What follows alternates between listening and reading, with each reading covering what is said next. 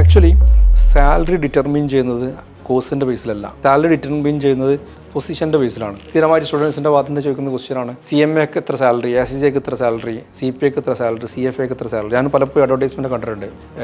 8 lakh 12 lakh CMA, SCCA 8 lakh to 13 lakh, CPA ആണെന്നുണ്ടെങ്കിൽ 10 lakh to 12 lakh. ഇങ്ങനത്തെ പല കേസുകളും കാണാറുണ്ട്.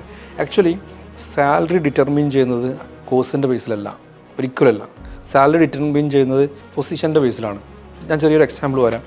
ഒരു മൾട്ടിനാഷണൽ കമ്പനി, ആ മൾട്ടിനാഷണൽ കമ്പനിയിൽ ഒരു ഫൈനാൻസ് മാനേജർ പൊസിഷന് വാക്കൻസി ഉണ്ടെന്ന് വരിക. ഫൈനാൻസ് മാനേജർ പൊസിഷനിലേക്ക് അവർക്ക് എന്തായാലും ഒരു ബഡ്ജറ്റ് ഉണ്ടാവും. ഇപ്പോൾ UAE-ലേക്കാണെങ്കിൽ ഒരു 20,000 dirhams 25,000 dirhams, നാട്ടിലെ ഒരു 5 lakh or 6 lakh rupees കൂട്ടാം. അത് അവരുടെ ബഡ്ജറ്റാണ്. അവർ ബഡ്ജറ്റ് കൊടുക്കുന്നത് CMA ആയിട്ടുള്ള ആൾക്കാർ വരികയാണെങ്കിൽ ഇത്ര സാലറി, SCCA ആയിട്ട് വരുന്ന ആൾക്കാരാണെങ്കിൽ ഇത്ര സാലറി, CPA ആയിട്ട് വരുന്ന ആൾക്കാരാണ് ഇത്ര സാലറി എന്ന് ഒരിക്കലും പറഞ്ഞില്ല. എല്ലായിടത്തും ഒക്കെ തന്നെ, എല്ലാ കമ്പനിയിലൊക്കെ തന്നെയല്ല. നമ്മളെ കമ്പനിയിൽ ഒരു വാക്കൻസി ഉണ്ടെന്നുണ്ടെങ്കിൽ ആ പൊസിഷൻ ഇത്ര സാലറി. ഇനി ഈ പൊസിഷനിലേക്ക് ഹയർ ചെയ്യാൻ വേണ്ടി തീരുമാനിക്കുമ്പോൾ ഈ പൊസിഷനിലേക്ക് ഫിറ്റായിട്ടുള്ള ആൾക്കാർ ആരൊക്കെയാണ്? അത് CMA കഴിഞ്ഞ ഒരു ഫിറ്റാണ്, SCCA കഴിഞ്ഞ ഒരു ഫിറ്റാണ്, CPA കഴിഞ്ഞ ഫിറ്റാണ്. എല്ലാവരും ഇൻ്റർവ്യൂവിന് വിളിക്കും. എന്നിട്ട് ആ ഇൻഡസ്ട്രി ഒരു റിയൽ എസ്റ്റേറ്റ് ഡെവലപ്പർ ഇൻഡസ്ട്രിയാണ്. അപ്പോൾ ആ റിയൽ എസ്റ്റേറ്റ് ഡെവലപ്പർ ഇൻഡസ്ട്രിയിൽ എക്സ്പീരിയൻസ് ഉള്ള ആരെങ്കിലും അതിലുണ്ടെന്നുണ്ടെങ്കിൽ അവർക്ക് ആ ജോബ് കിട്ടാനുള്ള ചാൻസസ് ഭയങ്കര കൂടുതലാണ്. അല്ലെങ്കിൽ ഒരാൾ നന്നായിട്ട് സ്കിൽസ് കാണിച്ചു, ചോദിക്കുന്ന ക്വസ്റ്റ്യൻസൊക്കെ പ്രോപ്പർലി ആൻസേഴ്സ് പറഞ്ഞു, അയാൾ ഭയങ്കര സ്മാർട്ടാണ്, കമ്പനിക്ക് തോന്നുകയാണ് അയാളാണ് ഏറ്റവും ഫിറ്റായിട്ടുള്ള ആൾ തോന്നുകയാണ്, അയാൾ ക്വാളിഫിക്കേഷൻ മാറ്റേഴ്സ് അല്ല. അപ്പോൾ സാലറി എപ്പോഴും